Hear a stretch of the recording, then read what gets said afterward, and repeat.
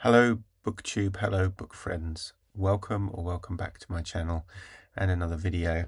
And I'm just sorry, I've got a dog trying to get into the gap under my desk.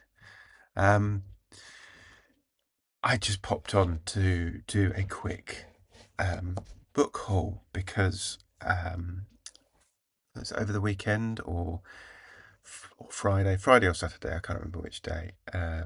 Nick at Dr. Cranky Pants Reads very kindly and unexpectedly featured me on his Spines and Sparks book dating show, I want to call it. I'll link to the video below so you can watch it for yourself.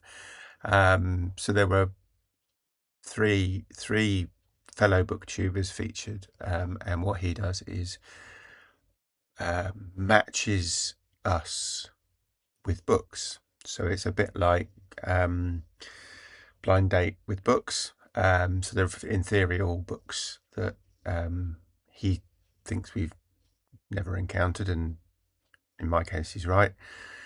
And then out of the three he picks like a winner. And he did that for me, and I'd heard of one of the books that he suggested, but not the other two. And the one that he picked was one of the other two. And so I thought, well, I'm actually going to buy all three because, I don't get that many book recommendations other than watching booktube and kind of picking them for myself and thinking, I think I quite like that when someone talks about it on their channel. It sent me down a bit of a rabbit hole, and I'll explain why in a sec. The three books he recommended, they all came yesterday. This is the one that was the top pick, and probably I'm going to read next. I've just finished a book, so I'm looking at my shelves for something to read. So my TBR pile is not going to get any smaller. But it was the Quincunx, if that's how you pronounce it. The Quincunx. I'm going to need to be very careful because this could result in a very embarrassing verbal faux pas, I feel. And I was looking at the cover, and I thought, actually, it looks like kind of narrative non-fiction, but it's not. It is fiction. Let me just read the back. John Huffam was to. I need my. Sorry, can't read that with these on. Sorry, quick change of glasses. That's better. John Huffam was to learn a great many things before he got very old. He would know why humans toiled under inhuman conditions, why the poor scavenged in rotting sewers, and why both the sane and the mad starved in asylums. Yet he did not know why an unnamed menace had haunted his childhood, hounded his mother, and now threatened his own life. The answer lay in a document written half a century before, a document that provoked avarice, hatred, murder, and lunacy, that had determined the fates of 5 families and had set the pattern of John's own life, a pattern that was woven around and would be unravelled within the mysterious symbol of 5, the Quincunx. So I like the sound of that. It's a hoofer. Sorry, there's an author's afterword. So it is 1,191 pages. So would count as a mammoth. But yeah, I'm thinking that's going to be my next read. We shall see.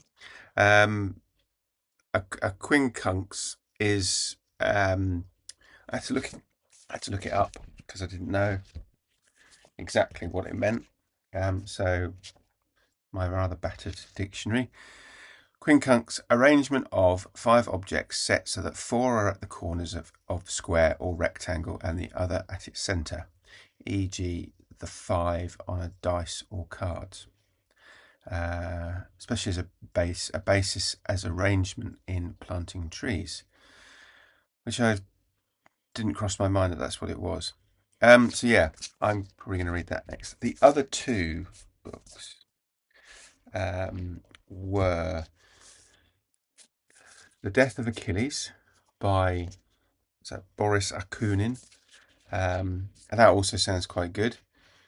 Eros Fandorin returns to Moscow after an absence of 6 years, only to find himself instantly embroiled in court politics and scandal. His old friend General Sobolev, the famous Russian Achilles, has been found dead in a hotel room, and Fandorin suspects foul play. Using his now famous powers of detection, powers that belie his 26 years, Fandorin embarks on an investigation in which the political and personal become dangerously blurred, with the assistance of some formidable martial arts skills acquired whilst Fandorin was in Japan. Our eccentric and ingenious hero must endeavour to discover not so much who done it as why. So that sounds like a bit of an adventure. So going to read that, and then finally, this is the one that I'd heard of but I've never read. Was Christopher Isherwood's Mr. Norris Changes Trains. So, after a chance encounter on a train, the English teacher William Bradshaw starts a close friendship with the mildly sinister Arthur Norris. Norris is a man of contradictions, lavish but heavily in debt, excessively polite but sexually deviant. First published in 1933, Mr. Norris Changes Trains piquantly evokes the atmosphere of Berlin during the rise of the Nazis. So, seems to be kind of right up my street. So, excuse me.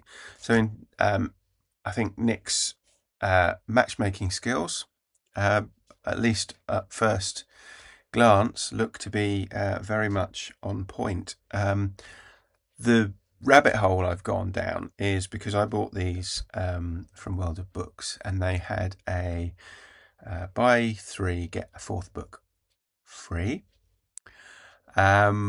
So obviously I'd bought 3 books, all at, I thought they were very reasonably priced. So I had to pick a 4th one. Didn't have anything particular in mind, so I was just kind of looking through the books that are in that within that offer. And I chanced across a book I haven't read since I was, I don't know, about 10 or 11 years old, which was The Lotus Caves by John Christopher. So 2 boys living on a moon go exploring and crash through its surface into an eerie, astonishing world. A fine adventure by a well-known writer. Now, I remember reading this, as I say, when I was 10 or 11. I don't remember anything else. I just know I've read it. John Christopher wrote the Tripods series. So The White Mountain, City of Golden Lead, The Pool of Fire, and then I think there was a 4th book he wrote later on, but originally it was a trilogy. And of course, I then rabbit hole books. So the Tripod series is on its way as well, which hopefully will be here in the next few days. So I think out of one video from Nick, I've got 8 more books on my TBR. I'm feeling I need to kind of restrain buying more books, but it is what it is. So yeah, that's a quick book haul from me. I hope wherever you are, you're having a great day. Thank you for watching if you have been, and I will speak to you again soon. Take care now. Bye bye.